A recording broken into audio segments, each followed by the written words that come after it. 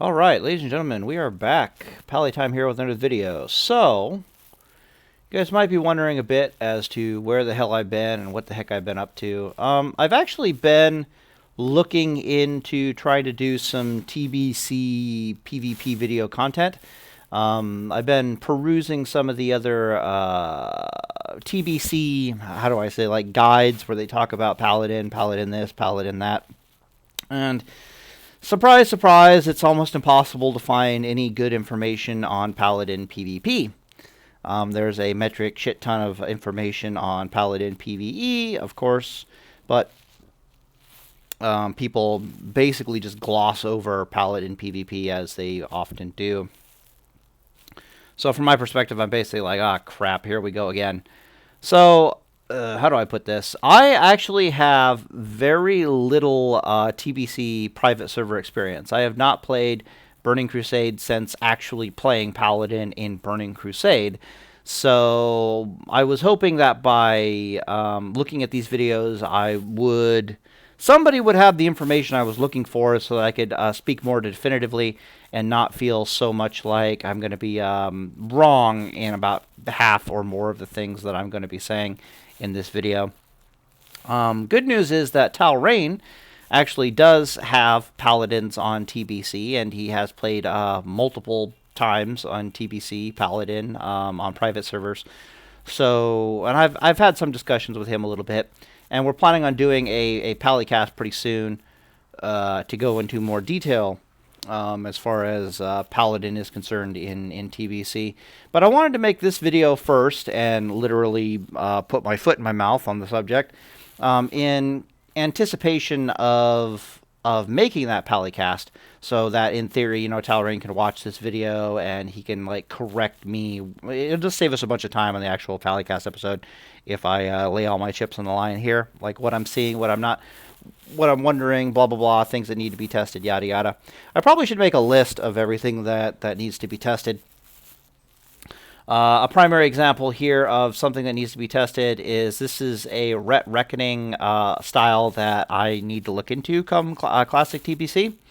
Ret Reckoning is supposed to not be a thing in Classic TBC, and a lot of people are trying to say that TBC is much better mapped out in terms of its coding and how abilities actually worked back then than World of Warcraft was, which I don't doubt is true, but I'm convinced that something is going to be that private servers are missing something. Like they're going to miss something kind of substantial. And one of the things I'm substantially interested in is, as we know, in Seal of Command in Classic World of Warcraft counts as an additional attack. Like I'll just roll through this real fast. Seal of Righteousness, by comparison, does not count as an additional attack. It counts as an additional hit. This comes into play when you're dealing with like Maelstrom Trinket or Seal of Justice Trinket, for example. Both of those work off of...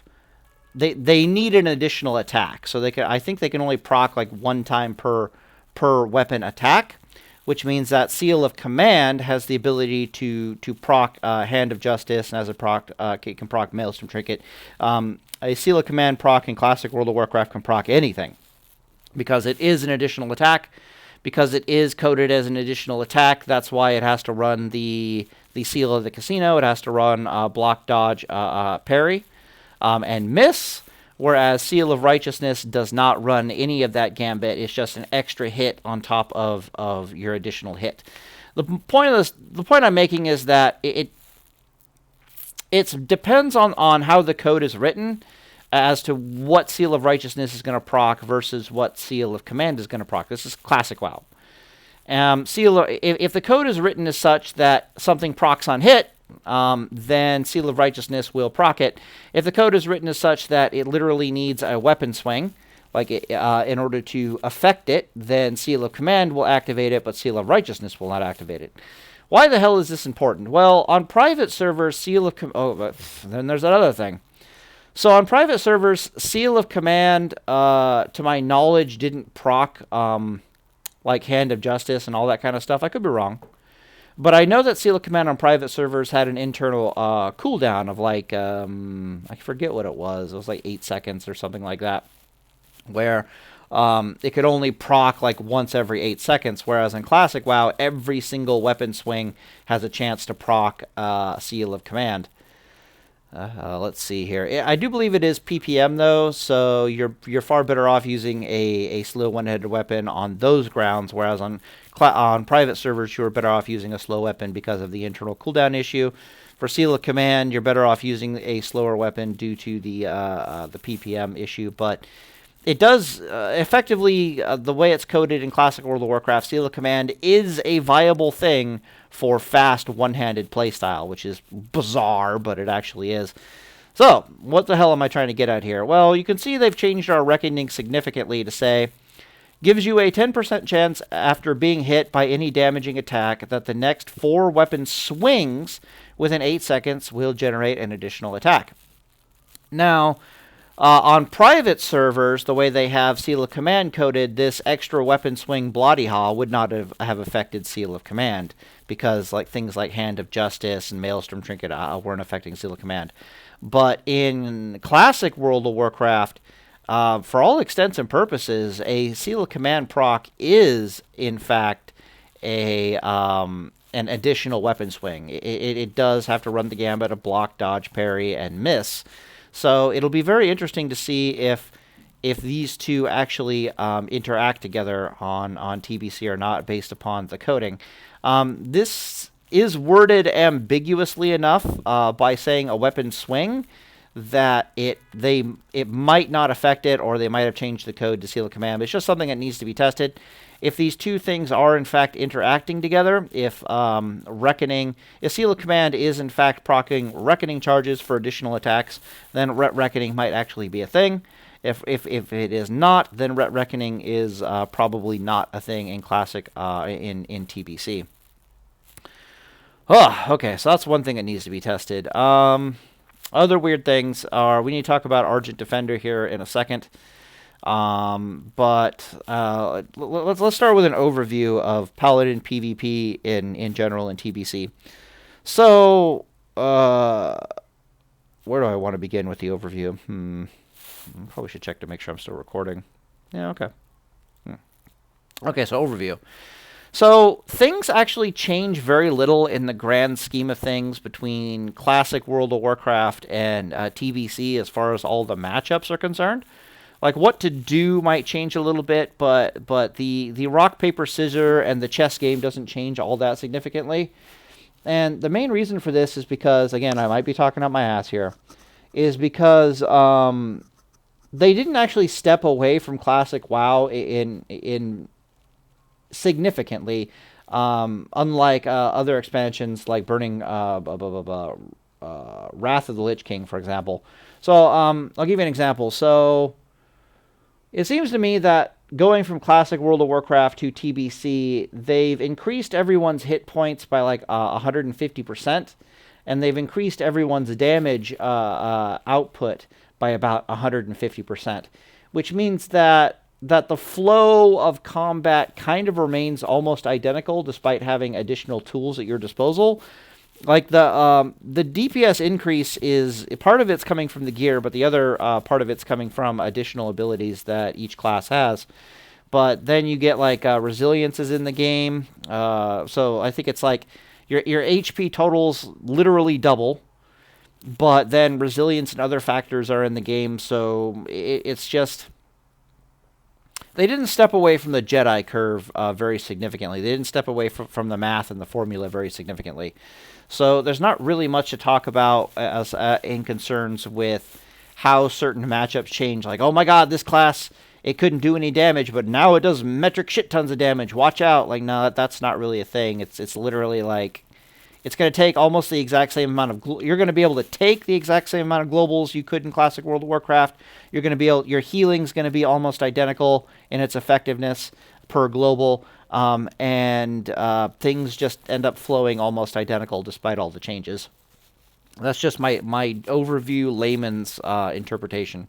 So the point is that you could actually use Classic WoW PvP experience to translate over fairly decently into TBC PvP experience, because things are not going to be too terribly significantly different.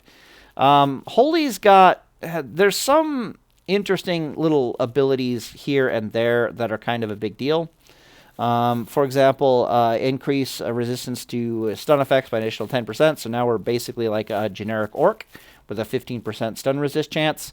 Increase your seals they become hard to dispel. There's some other interesting little tidbits here and there. Yeah, consecration, yeah. There's a little tidbits here and there that make things a bit more interesting. The class that probably got the biggest change overall to its playstyle is Deep Ret. I'm sure a lot of people will talk about Deep Ret, because if you're going to find anybody else talking about PvP guides whatsoever, they're going to be talking about Deep Ret.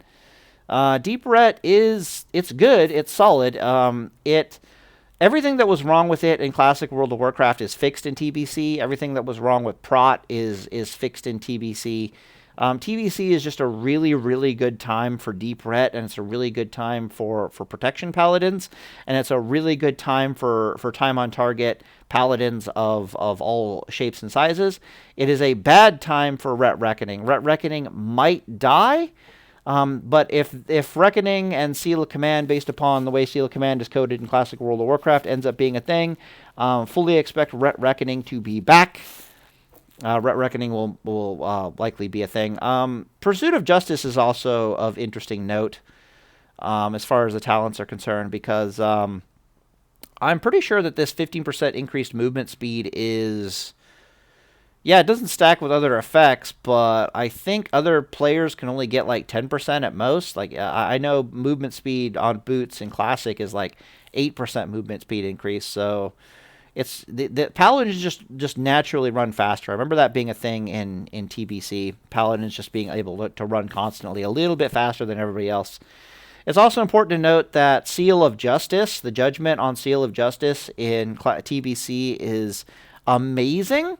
What it does is it reduces a target's movement speed so that it cannot be above 100% normal movement speed.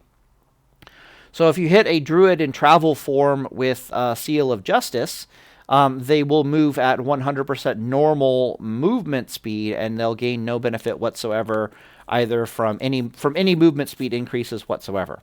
You can hit a rogue while they're sprinting with that shit, and the same effect. So you might look at Pursuit of Justice and you say to yourself, oh, well, if other people are running at plus 8%, and I'm running at plus 15%, that's only 7% increase, that's not that big of a deal. Yeah, hit them with Seal of Justice, and suddenly you're running 15% faster than them, period, end of story, and it doesn't matter what the hell they try to do to avoid this. Which is why I'm probably going to be tinkering around with time on target builds that use Seal of Justice. Pursuit of Justice. The main issue with Pursuit of Justice I'm looking at is I can command and get shield. That's like my one free point. But then there's no point to like Yeah, so the problem with it is it's a little deep in the tree over here for time on target prop paladin PvP playstyle, and there's some really, really good stuff down here in the protection tree that 100% needs to be discussed. So let's just fill out this little bad boy right here. Is it here, here, here? Maybe I put like 2 points there. Okay. So Avenger's Shield is, I'm kind of stuck looking at from. Well, I'm going to talk about my protection paladin first. Mostly, I'm going to ignore Deep Ret to an extent, because you can probably find a bunch of other people talking about guides. I'm sure SFan will do some guides on it. Blah blah blah blah blah. So let's talk about the other paladin PvP options. So my choice, I guess, for movement speed increases from a time on target perspective is either going Avenger's Shield. Take note, it does have a 1 second cast time. That is alarming. We'll talk about why that is, over like Pursuit of Justice. So like I just showed you, I used to have Pursuit of Justice, but I stripped the points out, and now I'm suddenly getting Avenger's Shield. So the big question in my brain is, it's like, do I go with the Pursuit of Justice and I work the magic with the 15% increased movement speed at all times over my opponent using Seal of Justice? Or do I forego that particular advantage and I work with a plus 8% movement speed over my opponents at all times with just normal movement speed increases and the use of Seal of Justice? But then I also have Avenger's Shield, which can daze people for 6 seconds every 30 seconds on a 1 second cast timer. It's that 1 second cast time on Avenger's Shield that is a little alarming. If it was an instant cast ability, then the choice would be very clear. Definitely go Avenger's Shield. But since it's a 1 second cast ability, this gives it the chance to not only be interrupted, CC'd, pushed back, but also it just reduces the amount of time I have to catch up to an opponent. So, for example, if this was an instant cast ability, this would let me close distance equal to 3 seconds of, it would be the same as a grenade stun. It would be 3 seconds of closing distance over 6 seconds, because they're moving at 50% movement speed for 6 seconds, and I'm moving at 100% movement speed for 6 seconds. This gives me closing distance of 3 seconds worth. Since it's 1 second cast time, this only gives me closing distance of about 2 seconds worth. But it does have some interesting synergies in other ways. So, for example, whoa, that's my water. Pursuit of Justice is going to be far more consistent in its performance, but it's not going to have... It's not going to be bursty in its performance, if that makes any sense. It's less suitable for time on target purposes than Avenger's Shield. So, for example... oh god, that's another thing we need to talk about. So yeah, so I'll have to I need to look into either using Pursuit of Justice or using Avenger's Shield for the purposes of trying to kill somebody from one-handed time on target Paladin playstyle. Other advantages that we have going in, oh god, that's an entire aspect I need to talk about, are the changes to Reckoning actually benefit the fast one-handed Paladin, spell power Paladin playstyle pretty decently. It's theoretically on paper a superior version of Reckoning to what we have in Classic World of Warcraft, but it's also not a superior version to what we have in Classic World of Warcraft because we don't have the initial two-handed Wreck Bomb clash with our opponent, followed up by the one-handed beat stick style. You're in this case, you're better off just sticking sword and board practically the entire time. The other problem with it is that you're going to find yourself in a situation where you're pulling the trigger on like 20 seconds of time on target, and this thing, well, it might be 30 seconds with the new Pursuit of Justice, Judgment of Justice. Yeah, it's going to get confusing. Avenger Shield and a bunch of shenanigans that I'll be talking about much later in other videos. Basically, Frost Oil is still a thing. Oh, if you guys don't know, going from Classic WoW to TBC does not obsolete everything in Classic World of Warcraft. There is no, how to say... Nothing says in TBC this item has a chance to fail if used on characters above level 60. Like, that does not exist. Which means that Frost Oil is still going to do Frost Oil stuff, even when you're at level 70. What is it? All the 100% spell power ratio lifesteals are still going to do 100% spell power ratio lifesteals at their same proc rates. Like, everything in Classic works the same, but you're just level 70. Which means Mugahurt is still going to be a thing, and Frost Oil is still going to be a thing. And if I'm looking at Frost Oil, Pursuit of Justice, Avenger's Shield, Judgment of Justice, Mugahurt, I'm looking at a Paladin that you're not getting off you for a million years. So my time on target window might not be 20 seconds anymore. It might be 30 or even 40 seconds, depending. Which is interesting. But anyways, Reckoning is going to be in this weird circumstance where when I'm pulling the trigger on some offense on an enemy player, Reckoning is either going to be there for me or it's not going to be there for me. It's going to be one of those very RNG scenarios. If it is there for you, every time it procs, it's going to increase my DPS for the next 8 seconds by 80% effectively. And it'll have a chance to proc when it overlaps. It'll have a chance it'll have a chance to overlap in its procs. It'll have a chance to proc back to back, which I think is just death. If Reckoning procs virtually back to back within a time on target window, whatever you're fighting just probably is dead, because they're suffering probably like 15, probably less, 14 seconds worth of 80% DPS increase from a time on target Paladin. That's not going to be pretty at all. There's going to be situations where it doesn't proc at all, and I think in those situations you're going to be a little limp dick as a Paladin, but when Reckoning is proccing for you, you're probably going to... It almost doubles your DPS, so you do the math on that. I think statistically, within a 20-second window, I concluded that it would more than likely be giving me about a 40% overall DPS increase. And at a 40% overall DPS increase, I can already tell you that you're going to be lethal. You will be lethal as a one-handed protection Paladin doing the time on target playstyle 100%. Especially that's only within a 20-second window. If we're getting like a 30 or 40-second window consistently with all these catch-up mechanics and speed increases that we have, it's going to be a whole different ballgame. Which brings me to an entirely different topic of conversation. Okay, so some things that I know from TBC that other people might not know from TBC, because they might not even be this way on private servers, is resistances. So... Number one, resistances are awash.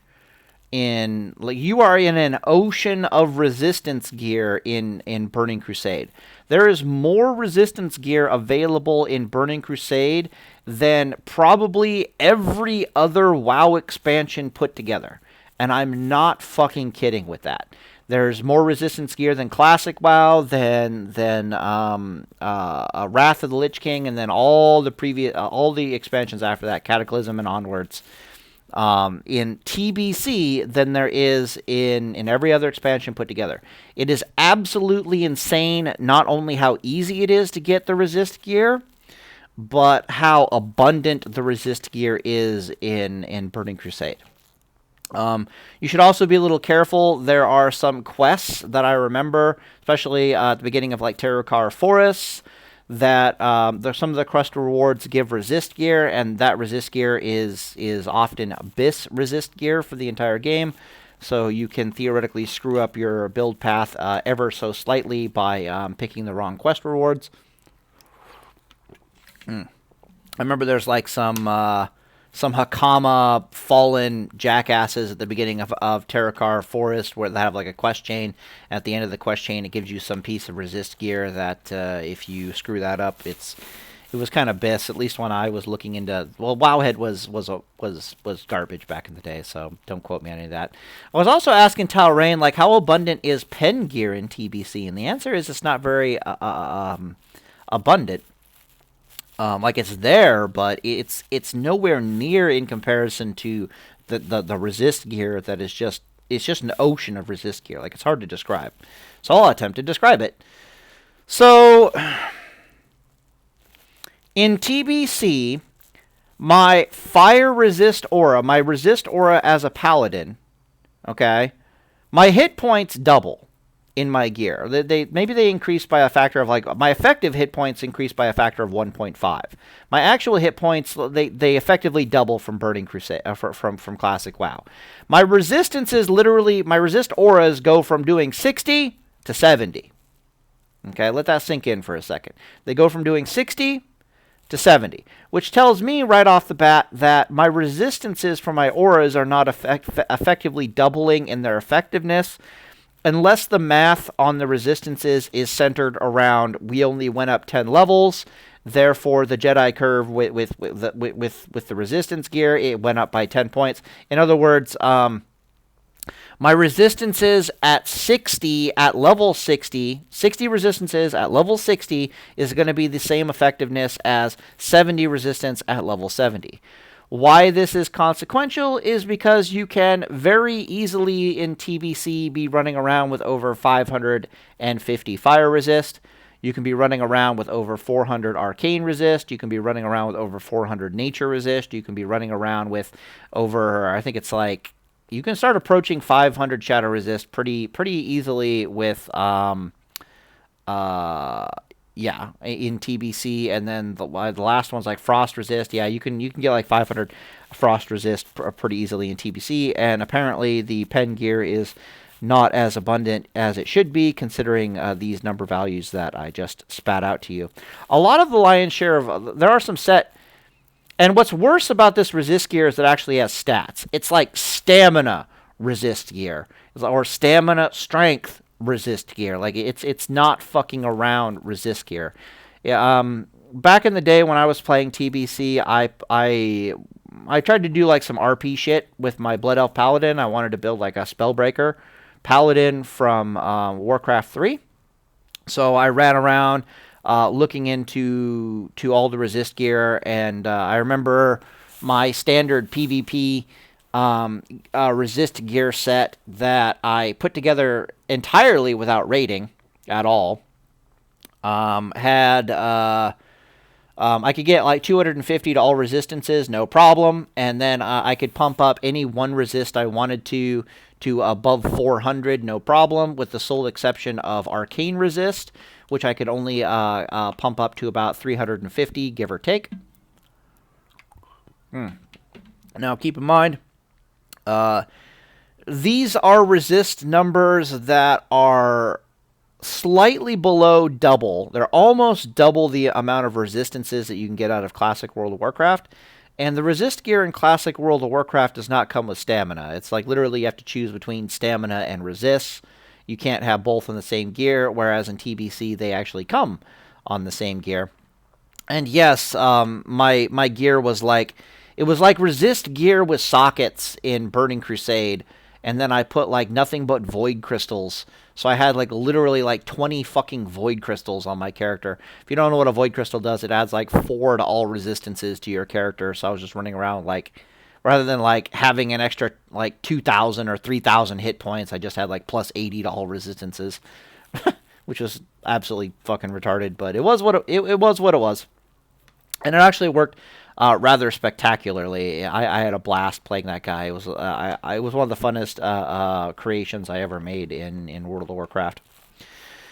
Anyways, the point is that the resist gear starts coming with stamina. It starts coming in numbers that are absolutely ridiculous. It's stupidly abundant and easy to get.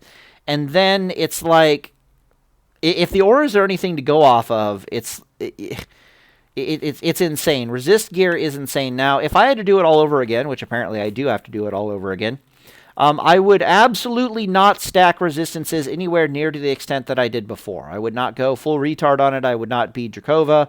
I might have the gear so that I could go 500 to just about any resist if I wanted to. But I would probably chillax at about 250 resistances.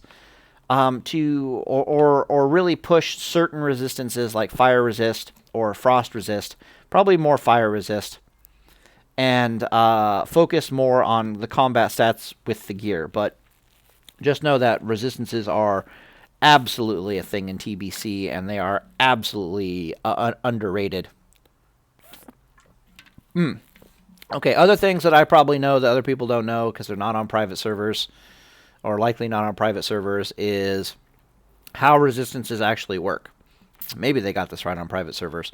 So in Classic World of Warcraft, resistances, when you got hit by a spell, it would do one of 5 outcomes with your resistances. Either you would not be resisted at all, or it would be resisted in a series of like 25%. So you'd resist 25% of the damage, or 50% of the damage, or 75% of the damage, or you'd resist 100% of the damage, right? But then, when it came to like CC type spells, like Polymorph or Fear or all that other shenanigans, grenades, it would use an entirely different system of either it would completely resist the spell, or it would the spell would fully go through. There was no in between. In Burning Crusade, they actually fixed this into being also a 5-point spread system, where either you completely resist the spell, or the spell's duration gets reduced by 25%, 50%, 75%, or you completely reduce the spell. For this reason, it is actually a really good idea, and I know this from playtesting back in the day, like actual Burning Crusade, that you don't want to stack your resistances up super high in Burning Crusade. What you want to do instead is you want to have a good middle resist number, specifically to fish for those 50% and 75% duration reductions. There's nothing quite like getting hit by a fear in Burning Crusade, and the fear only lasts 2 seconds because you resisted 75% of the fear, or the polymorph only lasts like 5 seconds because you got like or 2 seconds in this case, because you got a 75% resist. For those who don't know, sheep in Burning Crusade doesn't last 30 fucking seconds or 40 fucking seconds. It lasts, I think it's only like 6 seconds in Burning Crusade. So to get like a 50% resist on the sheep, or to get a 75% resist in the sheep, you're out of that sheep super fucking fast. And now that sheep is on DR. And that's where things start getting terrifying. That fear is on DR, that sheep is on DR. Which means that they can't immediately cyclone you back or sheep you back or fear you back very effectively, because now they have to run the resist gamble on top of the natural, it only being half the duration. So now that sheep is 3 seconds, and if it catches a 50% stun resist, then it's only going to last 1.5 seconds. And again, we have all these little speed increases and slows and stuff. So it's a completely different world for Paladin. So moral of the story is, unless you're fucking retarded, you're gonna want PvP wise, you're gonna want a medium level of resistances, particularly to certain resistances types that really change the nature of the matchup for you. So, for example, you against warlocks, you'd want a medium level shadow resist, specifically to try to work the magic of diminishing returns, particularly try to work the magic of, I'm literally getting tangled up in my cord here, to try to work the magic of that, God, my brain is dying, what the hell am I want to say, something to do with resists, how do I put that, the diminishing returns, you're going to, partial resistances, there we go, thank God, oh God, Jesus. So you're going to want to try to get a medium level to work the magic of the partial resistances the way they work on the fears. And just how much that ends up screwing over a warlock who's trying to fear you, because it's really bad. It's really, really bad. It's like, it feels like you're running around with a mithril insignia trinket almost all the time once you learn how to juggle your bubble with your PvP trinket, and then just the fact that the resists are being partially, the fears are being partially resisted, and then they get put on a DR, and then it snowballs from there. Okay, so that's something I know that a lot of people probably don't know, is that resistances will be a thing in Classic World of Warcraft, I mean in TPC. You're probably going to want to have entire resist gear sets. So, for example, if you went into an arena and you're like, oh, okay, so we're fighting like a mage and then something else, then suddenly on comes your arcane resist gear, because you can screw over the sheeps, and if you're not being sheeped as the paladin, that means you can cleanse the other guy, and then the opposing team is kind of up shit creek without a paddle. I do believe Cyclone is nature resist. I didn't test this very much back in TPC, and in fact, I wouldn't even noticed, because I was probably running around with a shit ton of resistances all the time in TPC, so everything in its dog was bouncing off of me. Counter spells were bouncing off of me. It's just Frost Novas weren't working. I remember that. Like, I would just run into a room and like Hunter Ice Traps didn't work. I remember that very clearly. Like the Hunter Ice Trap, the one that just slows everything, it does like this pulsating slow, and that can be resisted now in TBC. I remember that quite kind of clearly, where I'd run into like a flag room in Warsong Gulch, and everyone else is like all of a sudden running super slow, but I'm just like la la la la la, and then beating the shit out of the Hunter. I remember that. I remember having so many resistances that there was one of Again, I screwed up. I went way too heavy on the resistances in TBC. So I would have these interesting moments where I remember twice in Arathi Basin and a few times in Alterac Valley, the entire enemy team, like probably like 10 people at a minimum, had to literally surround me and try to kill me as a prop paladin like I was some kind of fucking raid boss, just because all the resistances are just coming through. Like the resistances aren't really failing. Then I have those other moments where I'm in the exact same gear and I run at a mage, and everything that comes out of the mage is a non-resisted critical, and I just explode. So experiences may vary if you stack your resistances that high. But yeah, it was pretty funny taking 30 seconds to die from like 10 people who are literally surrounding me like a raid boss. Just because I've got like $300 resistances. Jesus. Okay, what else do I know? Okay, so then I need to talk about Argent Defender, and we need to talk about Blessing a Sanctuary. So Blessing a Sanctuary in TBC, again, something I probably know that may or may not be on a private server, is actually overpowered as fuck. Blessing of Sanctuary is super powerful in Classic World of Warcraft, but it becomes absolutely fucking ridiculous in TBC. Allow me to explain why. So in TBC, what this ability does, I think it goes up to like 72 at its max rank. I could be wrong about that. Or 52? Yeah, I want to say 52. We'll assume 52. The reason why it becomes insane is it starts reducing the damage taken from every fucking source.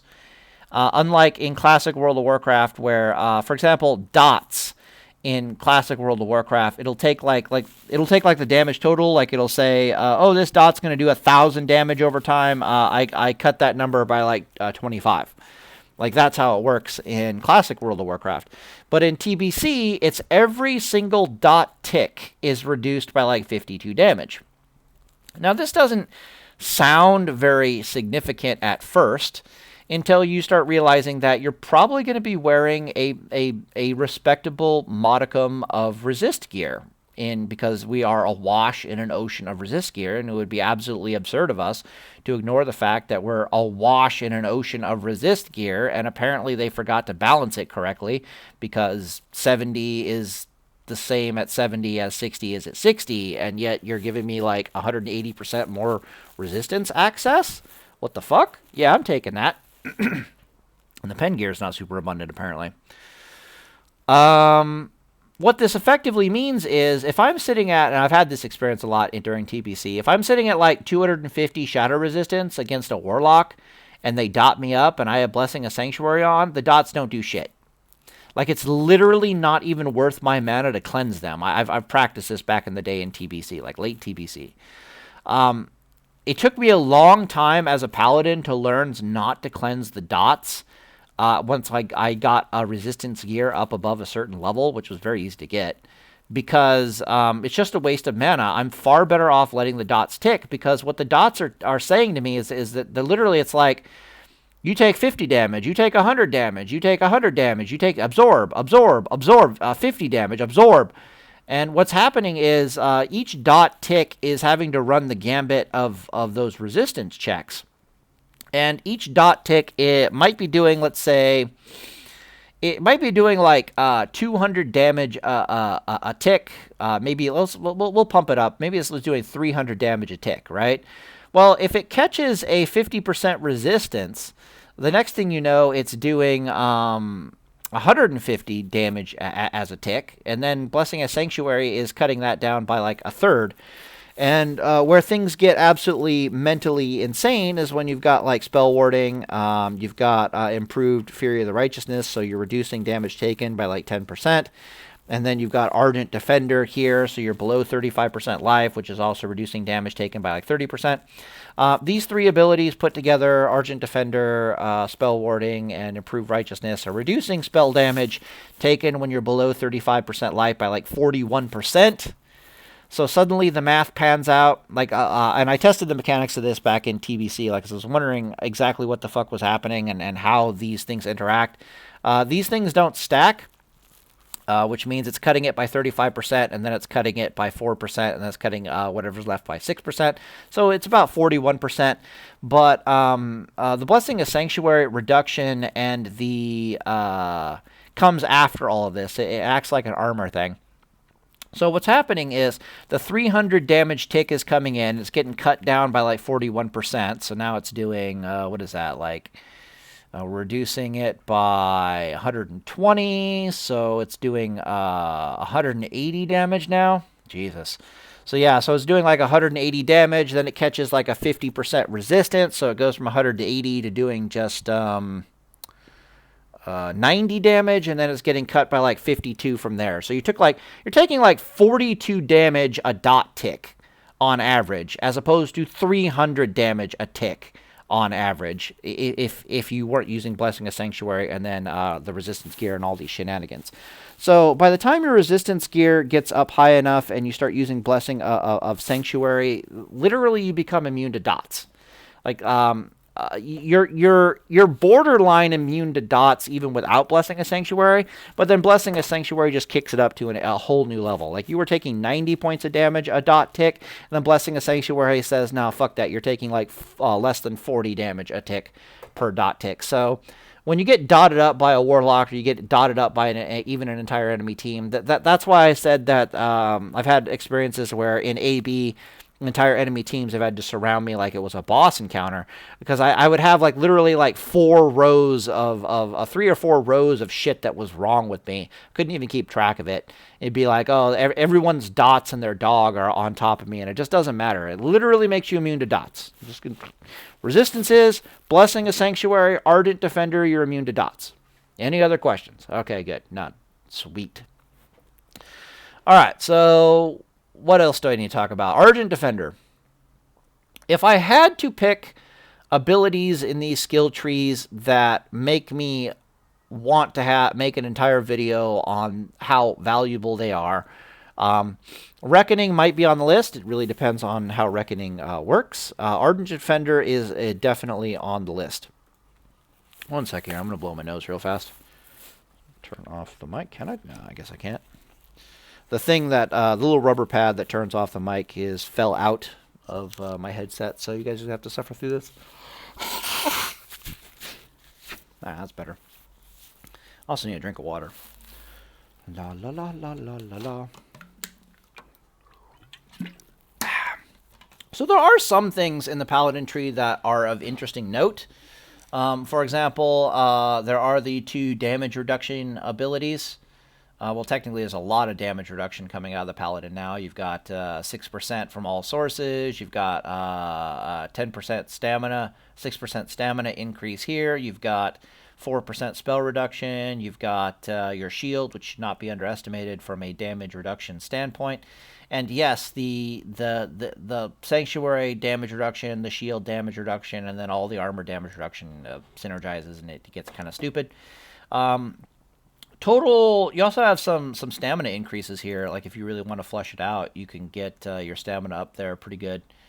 Like 16% increase in stamina. But the elephant in the room for this tree in general is goddamn fucking Ardent Defender.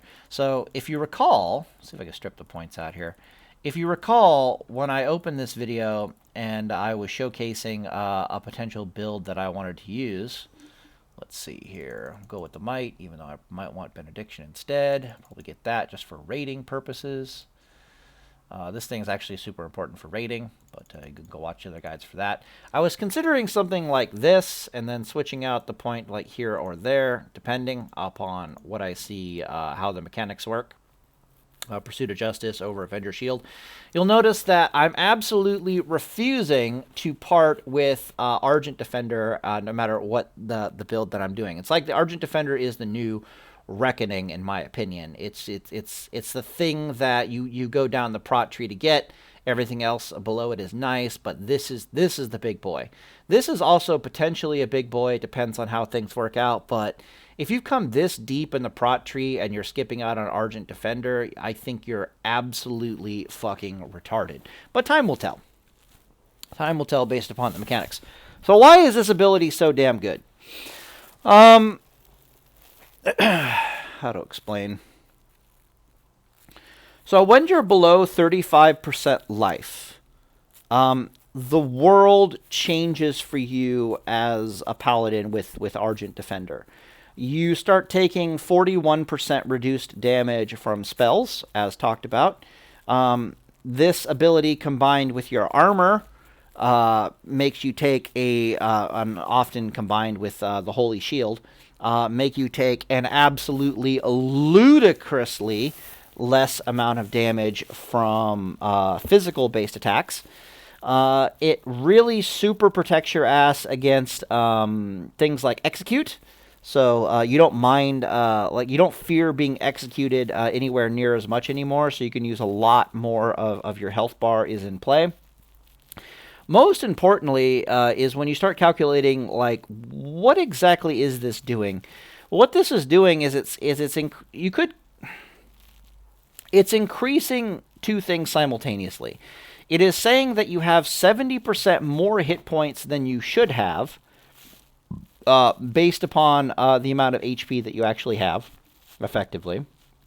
It's also saying things like any heal you decide to put into yourself, like a downranked flash of light, or what I would do, which is absolutely terrifying, is you get healing potions that are limp dick healing potions. So, for example, you'd want like a classic WoW major healing potion, or you'd want like the superior healing potions, the 900 healing potions, or the Whipper Root Tubers. You will be using Whipper Root Tubers in TBC if you have Argent Defender. And the idea here is that you heal yourself, but you heal yourself just enough that you stay within the Argent Defender effectiveness range. So, let's see. A primary example is, let's say you have 10,000 hit points in classic TBC. You should have a little bit more than that, but let's say you have 10,000 hit points. This means that you've got about 3,500 hit points to work with when you're in Argent Defender Protector mode, or Argent Defender Activation mode. If you pop a Whipper Root Tuber and you use a major mana potion while in that state, you can bump that number up to closer to like, closer to like 6,000 hit points to play with. You also factor in that there's a really good chance that you were able to put in a flash of light here or there. I want to check the cooldown on this thing. 15 seconds now? Okay. You were probably able to put a flash of light out or two out under that circumstances. You may or may not have Judgment of Light rolling, both, which is also fucking terrifying. The point being that any HP that you actually have or are able to heal while under Argent Defender circumstances is effectively increased by like 70%. So let's say I'm working with 7,000 additional hit points.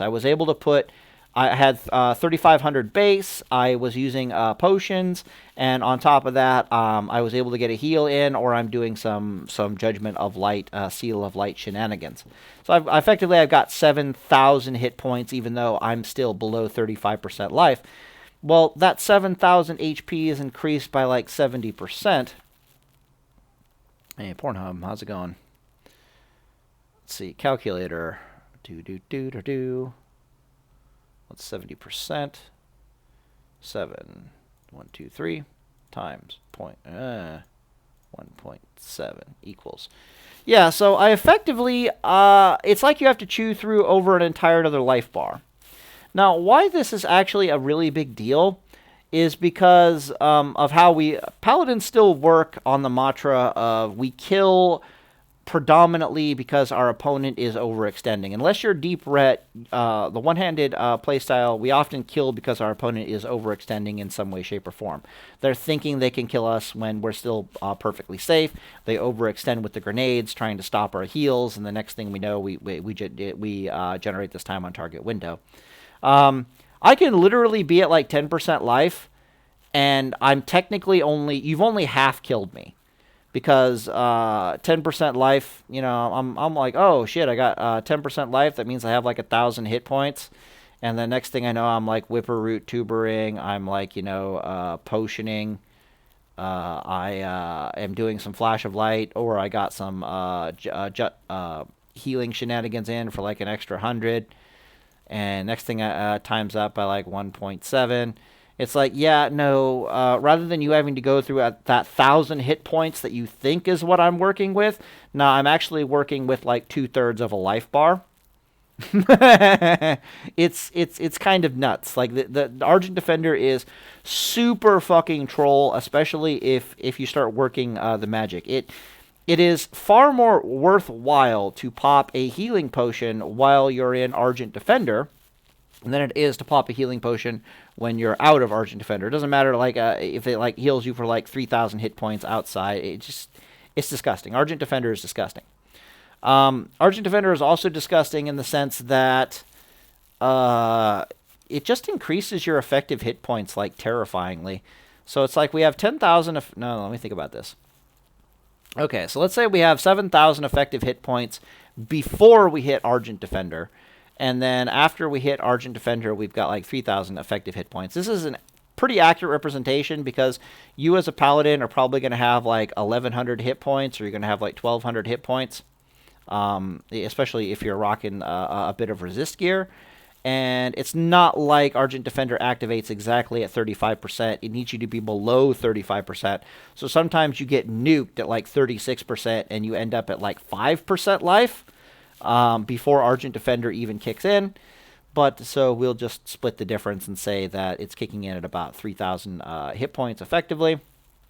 You're then using healing on top of that. So Whipperroot Tuber is like 900. You're probably using like a major mana potion, which I think is like 1,350, give or take.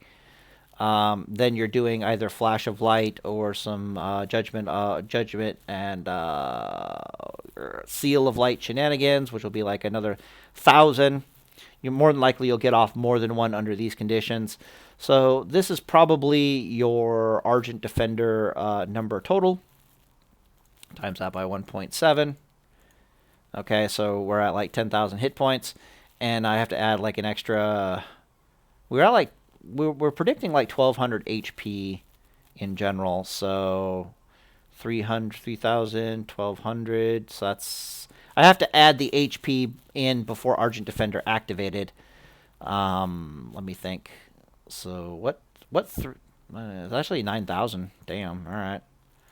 Right. So Argent Defender is effectively giving us like an HP total of close to 20k. Right? This fucking ability, when used properly, is giving us like an 80% HP. Not an 80% HP increase. I would have to compare that to... what if we didn't have it? Okay, if we didn't have it, I have 1,200 hit points. 12,000, I mean. 1, 2, 3. And then I can get off some heals. Do the exact same thing. 900 from a Whipperroot, 1,350 from a major health potion. Does that look about right? That does look about right. So, yeah, so you're increasing your overall effective HP by about 1/3, it looks like, give or take. That might not sound like a big deal, but that's like being, it's like being in classic World of Warcraft and going from having like 5,000 effective hit points to, what is that, like 1.5? Yeah. So yeah, I guess from that perspective, it's a 50% increase in HP. Math gets weird. So yeah, I guess it is a 50%, 50% increase in HP? So we went from, no, that's not right. So we went from about 15,000 to 20,000. Yeah, so that's a third increase. So it's like 5,000 times 1.2. 666? No. 5, 1, 2, 3 divided by 3 equals. Okay, and then times.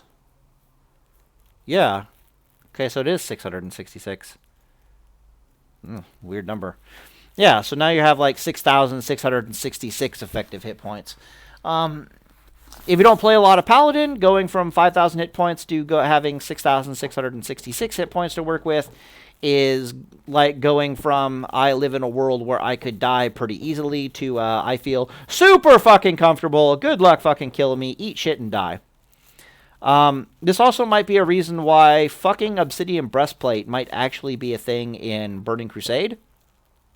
Because when paired with Argent Defender, it's like, yeah, you lose a lot of stats, but when paired with Argent Defender, so when Obsidian Breastplate proc, normally it gives you like 400 hit points and a bubble shield time, but then this fucking thing gives like a 70% increase, so it's like 680 now, or 700 hit point shield. I'll have to look into it. But Argent Defender is absolutely insane if you know how to do it properly. This ability might as well read something like increase your health total by like 33%. Like effective health by 33%. And then you got these additional little abilities in here that if you want to go nuts. If you want to go nuts. Is that actually what I want to do? Yeah.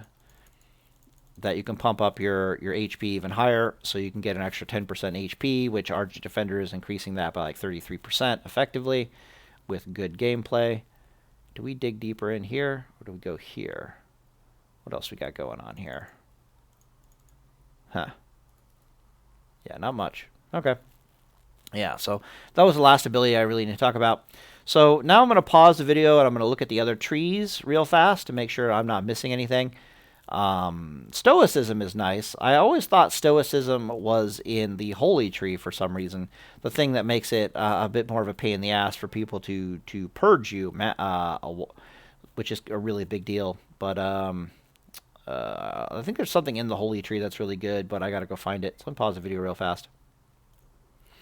Okay, yeah, so looking around here, there's actually not too much else to really talk about. There wasn't anything all that interesting additionally in the healing tree whatsoever. Holy Shock has its cooldown reduced somewhat. I think it's down from 20 seconds to 15 seconds. Let me think. No, we don't have... Yeah, there's nothing you can do about that, I guess. You can't get Holy Shock and Argent Defender at the same time. And to be perfectly honest, from a defensive perspective, they're probably about even in their ability. So basically just pick one over the other. Oh, the other thing I forgot to mention about Argent Defender is it completely fucks rogues. Like, if you thought rogues had a hard time killing you before, holy shit. If you think warriors had a hard time killing you before, holy shit. Like, it's just, man. Especially since you're sword and board already, so they're already going, oh god, sword and board, plate, oh fuck. And then Argent Defender is just, it's just horrifying. Which is kind of why in that build I was showing you I didn't even have Holy Shield, because I was like, why the fuck do I need Holy Shield if Argent Defender is just going to carry the day versus any melee class I'm going to encounter practically? Like, what's the point? It's like, yeah, I get to do a metric shit ton of reflect damage, but blah, blah, blah, blah, blah. Remains to be seen, I have to test it. Some of the more interesting things down here are, can't really get Eye for an Eye and Argent Defender. Well, I can, but I have to sacrifice Spiritual Focus. And we're not really the clappy Paladin that we used to be when we're doing the hybrid. We're very much a time-on-target Paladin, 100% for sure. So trying to synergize Eye for an Eye and other things, not too terribly good. There was some good stuff in the Deep Ret tree that I wanted to talk about if you're going the Deep Ret route. Let's see here. I noticed that Lasting Judgment is gone, which makes me wonder if it's just base part of our toolkit now, like cleanses, like if the judgments last 20 seconds. Crusader Strike is telling me that the judgments, you can tell I have TBC in ages. You can tell that Crusader Strike over here, that our judgments must be longer than 10 seconds because Crusader Strike is on a 10-second cooldown, which is kind of telling me that it makes sense that the judgments would be like 15 seconds or 12 seconds or something so that they could at least be refreshed by Crusader Strike. I thought Crusader Strike was on a 6-second cooldown. As is only now I'm realizing that Crusader Strike in TBC is on a 10-second cooldown, as opposed to its 6-second cooldown counterpart that I think starts taking place in Wrath of the Lich King and then persists from there. The fact that it is on a 10-second cooldown changes the math on the subject rather considerably. And it tells me that you're very happy to have Crusader Strike as a ret paladin, especially from raid viability standpoint. But from a PvP standpoint, you were probably better off with Reckoning. This makes the debate as to whether or not to go Reckoning as a two-handed paladin in TBC versus taking Crusader Strike much more applicable. When I was thinking it was a 6-second cooldown, it was very debatable which one was better, but I had to give it to Crusader Strike just because you do the math on the subject. And more importantly, Crusader Strike is always there upon the initial contact with the enemy. And then at proccing, it's also there even if the enemy is smart and does absolutely nothing, so they don't proc any Reckoning charges. Keep in mind, this is TBC, and Reckoning is not really a thing Paladins have, so people are not going to be smart. Like, it's just not going to be a thing. But on a 10-second cooldown, it changes the math kind of significantly. The reason why it changes the math kind of significantly is I have to ask myself things like, if I have a 20-second time on target window, there's other things to note are both Paladin playstyles are now looking for a bit of a time on target playstyle. The one-handed prot, Ret Reckoning, possibly Ret Reckoning, and then Deep Ret are all much more interested in a time on target playstyle than they are in Classic WoW. In Classic WoW, we've got a burst meta, and then we have a time on target meta simultaneously in together. Time on target is what you do when the burst meta fails, or it's what you do blah blah blah blah blah. In TBC though, time on target is going to be far more important. I imagine Ret Paladins are looking for precisely 10 seconds of time on target at a minimum. They would ideally want, what is it? Maybe they want more. Maybe they want more like 11 seconds of time on target. Oh, there's the wife. Give me a sec. Okay, we are back, and I'm wondering what the hell I was talking about. I was thinking I was trying to ascertain what exactly amount of time on target Deep Ret wants, since Crusader Strike is on a 10-second cooldown. In Classic WoW, it's pretty definitive. It's like they want to get those 2 auto attacks in. Is it 2 or 3? 3 auto attacks, yeah. So the burst from a Classic Ret Paladin is I jump on the target, I hit the target, I stun the target, and then right before the stun wears off, I throw a grenade, stunning them for an extra 1.5 seconds, for a total stun time of about 7.5 seconds. And as you can see, we have like a 3.8 weapon speed times 2. We're stunning them for about 7.5 seconds. And with spell batching, you can easily get in that extra auto attack, no problem. So you get the front-loaded auto attack, then you get 2 more auto attacks behind that, and that's kind of their clap.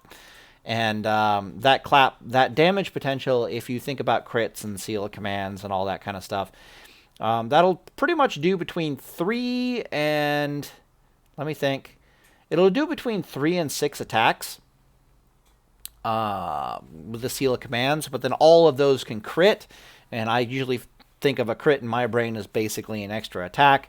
So it'll, rather than being 3 to 6, it's more like 3 to 12. 3 to 12 potential attacks just fly out of that Deep Ret Paladin. In TBC though, let's see here. We can use Repent for an additional attack. You can even do that in Classic World of Warcraft. But the Repent is usually best used for closing on the target in the first damn place. All too often. But if you can save it, and not if you can, oh god, yeah. So if you can use more of a prot playstyle as Deep Ret and literally get on top of your opponent without actually having to use Repent, then you can use Repent, I think, as an additional attack source potentially. But I think you want 10 seconds, and this stun duration is not giving you 10 seconds of time on target, which tells me that a really good Ret Paladin is going to be very mindful of the time on target playstyle that I usually advocate in Classic World of Warcraft that is 100% going to transfer over to TBC. because if you can get over to that next Crusader strike and a little bit behind past it, let's see here, plus 3.8 equals, thank you, 3.8 times 4, 3.8 times 3, 3.8 times 3. Okay, there it is. Yeah, so you can get out your second Crusader strike comes down at the 10-second mark. But then your third auto attack comes down at the 1.14 mark. So if you can just get over that hump of time on target of 10 seconds worth of time on target, then you're looking really pretty as a Reckoning Paladin in Classic, as a Deep Ret Paladin in Classic in TPC, to get, what is that? That was 1 initial auto plus 3 autos. So you got the 4 autos. Then you got your 2 Crusader strikes, which equals this. And I think all of that shit can seal a command and or crit, which means you're doing between 6 and, what was that, like 18 attacks in the target, as opposed to, I think our previous one was like 4 and 12. Yeah, so you're definitely going to want to look into some time on target playstyle with Deep Ret, 100% for sure. Then you're totally going to want to just live and breathe the time on target playstyle for Prop Paladin. Remains to be seen if the Reckoning and this synergize. But even if it does synergize, that's still, because we're being denied our Wreck Bomb, as in Classic World of Warcraft, all roads lead to Rome for Paladin in PvP. We are going to be doing time on target, time on target, time on target. That seems to be the case. The Deep Ret has some clap potential, but it's going to be, when you get good, you're going to really want to live and breathe your time on target. I'm just looking at all variants of the Paladin, whether you're holy, whether you're trying a holy reckoning thing, whether you're a deep prot, whether you're a deep ret. You're going to be wanting to learn and live and breathe the time on target playstyle. 100% for sure. That's a good question. Not entirely certain. I'm wondering about the possibility of, like, how does Crusader Strike work if I switch to a one-handed weapon while Crusader Strike is on cooldown, and then I switch to a two-handed weapon when Crusader Strike is off cooldown, and then I Crusader Strike with it? I wonder how that works. Is there a delay at all? Because time on target really lives and breathes the fast one-handed weapons that like to slow things. It really lives and breathes Frost Oil. But I was watching some Lori Paladin PvP videos. See if I can pull it up real fast. Is this anything interesting? Tankadin? Yeah, I was trying to do some research. Lori Paladin PvP. Yeah, so there's some Lori Paladin PvP videos that are really good. Where this fucking clown has Frost, a chili weapon on his Grand Crusader, on his Claymore, Trig 14 Claymore. And I find it to be hilarious because it's actually really, really good. Like, I always suspected it would be really, really good, but I never actually got a good two-handed weapon in Classic WoW that I could actually test it on. But I was always thinking to myself, it's like, I don't know if Crusader's the way to go, man. Maybe icy weapon's the way to go. Like, it's just so hard to math out in real PvP. It's like, what is the value of a Crusader proc versus what is the value of an icy weapon proc? And 9 times out of 10, an icy weapon proc is going to equal an additional auto attack somewhere along the line, and maybe even an additional judgment. So you're probably better off going icy. I'm even debating, I might put icy weapon on Hand of Rag if I get it. Like with the Claymore, he gets to choose, right? He gets to have Weapon Chain Claymore. He gets to have Crusader Claymore. He gets to have all the fucking Claymores. You can have an Icy Weapon Claymore on top of that. But when I get a Hand of Rag, I only get to pick one. And I'm thinking, for Holy Reckoning, oh yes, I'm going to want the Icy Weapon enchant because it times 2 proc with Seal of Righteousness. Oh shit, that's something else I need to talk about. I didn't talk about Seal of Blood and Seal of Vengeance and all that crap. Anyways, you're probably going to want Icy Weapon enchantment for your Deep Ret Paladin. And the for all the Paladins, actually. I wouldn't be surprised in the slightest. Maybe Crusader could be argued for the Reckoning style, because if Reckoning is proccing, that is an 80% increase in that weapon output's damage. But to be perfectly honest, just sticking to your target like glue and then just beating the shit out of them is probably worth its weight in gold. Like a single chilly weapon enchant might lead to that additional Crusader strike and that additional auto attack. It might lead to the fact that you can get this time on target, that they hit that break point that you need to get those 2 extra attacks in, which is a really big deal. Remains to be seen. All right, so the last thing I was going to talk about, which for PvP, I don't think it's the elephant in the room. Like, I don't. I'll stick by that. I'll stick to my guns on this one. Seal of Blood versus Seal of Vengeance. I think Seal of Vengeance is superior. Like, I'll straight up say that. I think Seal of Vengeance is superior to Seal of Blood. Seal of Blood is probably better under raiding conditions. But Seal of Vengeance, what it gives you in PvP is 2 things. It gives you a dot, which under some PvP circumstances is worth its weight in gold. It also gives your time on target Paladin, depending upon spell power ratios and so forth, a little bit more oomph, or a little bit more kill potential when you're pulling the trigger on your time on target playstyle from both a one-handed and a two-handed perspective. And the reason for that is because it's the same way that Frost DK's burst in retail.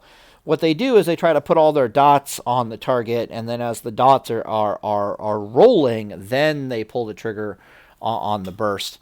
And it's just basically it's additional damage you're getting from the dot that is effectively burst damage under those conditions. An example would be, say I keep making contact with the opponent with a Seal of Vengeance. Seal of Vengeance, it's like a dot, stacks up to 5 times, ticks over the course of 15 seconds for damage. Upon stacking up to 5 times, any additional auto attack just does does the full 15 seconds in damage to the target immediately. Kind of like it, so it starts acting like a Seal of Righteousness very quickly. I'm not entirely sure if it counts as an additional attack or not, which Seal of Righteousness does. But all I know is that there's going to be a lot of times where you want to stack up the dot to full on your target. Then you're going to want to switch over to Seal of Righteousness. And then you're going to be looking to pull the trigger on some time on target offense. And the idea is that you lose no DPS whatsoever for the time on target offense. How you just end up having this rather large, rather scary dot rolling on the opponent. Like the dot gets up to being about a Warlock dot power level. From the videos I saw, it was ticking for like 300 or so odd spell damage. It was every 3 seconds, I think. Yeah, 5 ticks, 300 a tick times 5, so it's just like 1500 damage over 15 seconds. Your time on target window is going to be about 15 seconds, about 20 seconds as a one-handed Paladin, maybe 30 seconds with all the slow and Seal of Justice and Judgment of Justice and Pursuit of Justice shenanigans. Which means that you're just getting an extra 1,500 points of damage or more from having that dot on the target, so it's probably totally worth it. Against rogues, the dot's going to be a big deal. Against druids, the dot's probably going to be a pretty good deal.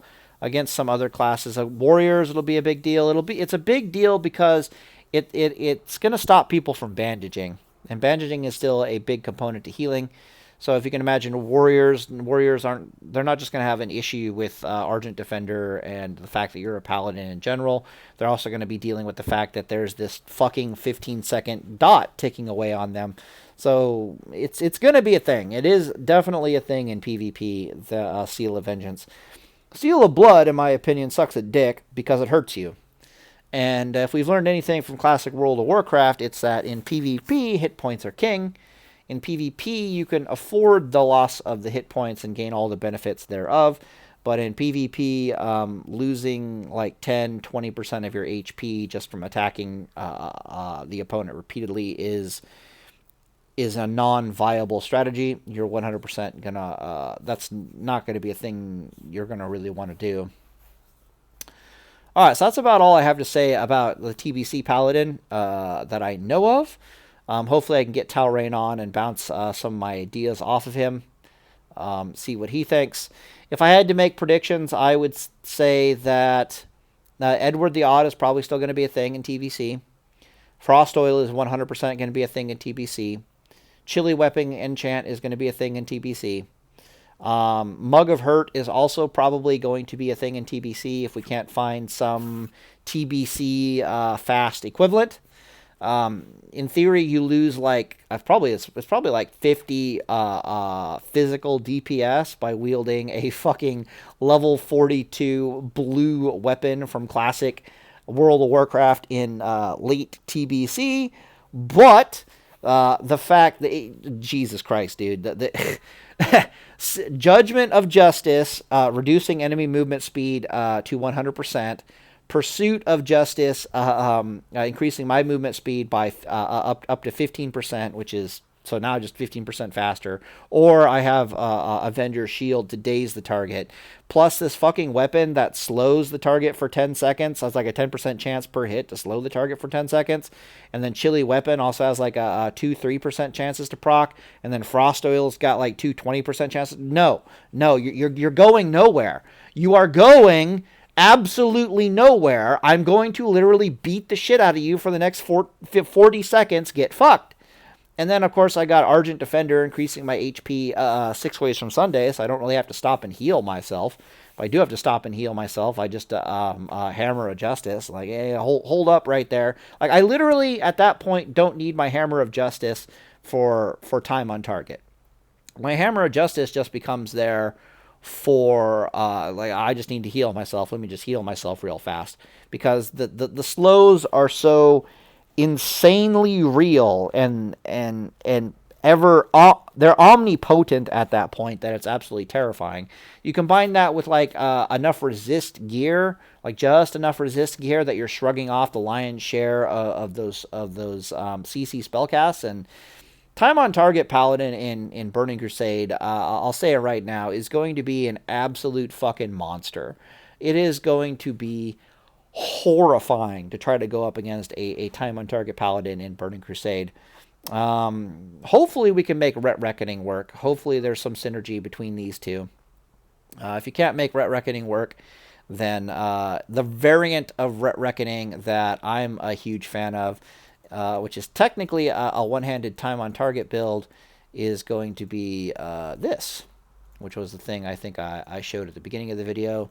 5 here, 1 here, 2 here, 2 here, none there. Whoa. Okay, 1 there. 5 here, and then Benediction. I take this for raids. Probably get a raid spot. I prefer Benediction, potentially. Depends on ratios. Why are you blue?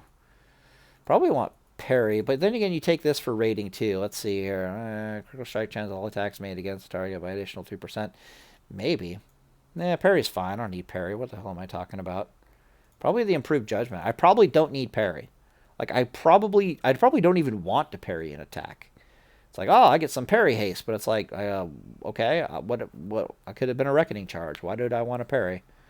And 3 out of 3 Pursuit of Justice, and then either Seal of Command, depending upon how it synergizes with Reckoning, or we just get the Avenger Shield, and then I think the rest is like healing and then some anti-fear. Yeah, so this is what I'm looking to roll with right here. I'll start off with the Pursuit of Justice effect, and I'll try to work in Judgment of Justice, reducing their movement speed, and then me having a permanent movement speed increase. And then I'll just look to my my weapon for the permanent slows. That way, once I'm on top of them from like a grenade hit, they're going to struggle to get me off of them because I have the resistances going for me. And then even if they succeed in getting me off of them, I probably got some slow proc on them, and I'm just going to roll from there. The other option, of course, is you go fuck Pursuit of Justice, and you start working your way down to getting Avenger Shield. But this is going to be the thing that I'm definitely going to try out. Again, I'm probably not going to try out Holy Shield. I can't really think when I'll need Holy Shield, but I can think of when I might want Seal of Command. Because even if Reckoning isn't super powerful, Seal of Command might still actually be a thing. Like Seal of Command with Reckoning might actually still be a thing. From a two-handed perspective, I can see more validity in going that route than I can this. This is just overkill. This is like I got jumped by 2 rogues or 3 rogues and Edward the Odd. Why do I need this? I don't know. I don't know why I need this. So yeah, anyways, that's all I got to say, and hopefully you guys enjoyed that. Should be doing a Palicast with Talrain next couple of days. Hopefully we get some more information from his perspective. The one thing I'm missing a lot of information on is how the other classes interact. Like, what are the other classes picking up? Like, what is Shaman picking up? What is Warlock picking up? A lot of the Paladin, especially if you're not doing the Reckoning, the burst meta, but even then, a lot of the a lot of the chess match that makes us really good as a Paladin player involves knowing our opponent's class and what they can do to us almost as much as we know our own class. But knowing our own class is probably the first step in everything. So be very interesting. I'll probably have to look at the other classes and see what the hell's going on. But honestly, just from the numbers I've been seeing in the videos, the spell power ratios that are depicted on private servers, what I've seen in classic World of Warcraft with like rank 3 and all that stuff, the time on target Paladin is going to become a thing in TBC 100% for sure for just about all the Paladin matchups. Anyways, ladies and gentlemen, Deus Volt, and I'll see you around.